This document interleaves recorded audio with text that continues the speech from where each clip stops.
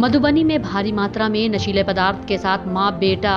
SSP के हत्थे चढ़ गए। यह कार्रवाई एसएसबी 48वीं वाहिनी के उप कमांडेंट विवेक ओझा के नेतृत्व में जयनगर थाना क्षेत्र के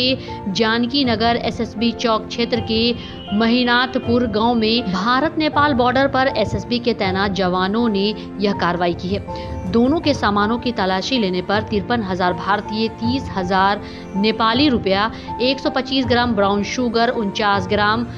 हाशिश, 175 ग्राम गांजा, 425 कफ सिरप, 184 पत्ता कैप्सूल, एक लैपटॉप, एक डिजिटल तराजू, एक बाइक, 3 मोबाइल बरामद किया गया है। वही महिला की पहचान जयनगर थाना क्षेत्र के महीनाथपुर गांव निवासी तस्लीम की पत्नी